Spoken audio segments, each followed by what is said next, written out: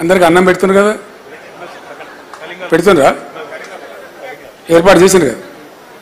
రామారావు చెప్తున్న భోజనాలు ఉన్నాయట, దానికి ఇబ్బంది ఏం లేదు.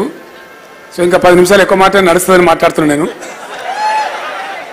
ఈ భోజనం గ్యారెంటీ ఉంది కాబట్టి బాధ లేదు. కాబట్టి మీ అందరితో కూడా నా ప్రార్థన ఒకటే, ఉద్యమ ప్రస్థానం ఉద్యమ ప్రారంభమైన రోజులు కావాలని మీకు నేను గుర్తు చేసిన. గంత కఠినమైన సమయంలో అటువంటి పరిస్థితులలో ఉద్యమాన్ని ప్రారంభించి గొప్ప విజయం సాధించి రాష్ట్రానికి సాధించి పెట్టిన సంస్థ మన సంస్థ. ఈ రాజకీయ జయాపజయాలు మనకు లెక్క కాదు.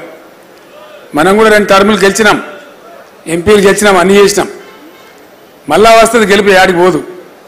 కాబట్టి మీ అందరితో నేను ప్రార్థించేది ఒకటే, దయచేసి ఎట్టి పరిస్థితులలో ముక్కవోని దీక్షతోని తెలంగాణ ప్రయోజనాలే ముఖ్యమైనటువంటి కేంద్ర బిందువుగా మనం పనిచేయాలి, పురోగమించాలి.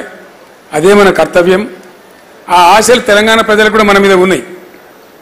నిన్న నేను మిమ్మల్ని అందరినీ యాత్ర బయలుదేరదీసి ఇది క్యాండిల్ ర్యాలీ, నేను వాపసు వస్తున్నా.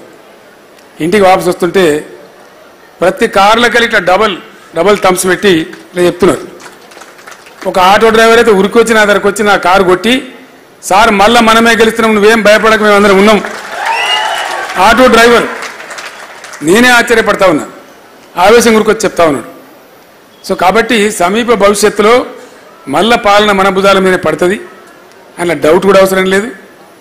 వీళ్ళతో ఏమీ కాదు, మన్ను కూడా కాదు నేను చెప్తున్నా.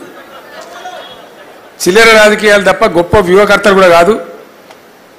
గెలిచినామని వాళ్ళే చేయికి చూసుకుని గెలిచినామని నిజంగానే అంత అపనమ్మక స్థితిలో అనుకోకుండా గెలిచిన గెలుపును ఎట్లా మలుచుకోవాలో వాళ్ళకి తెలుస్తలేదు పాపం.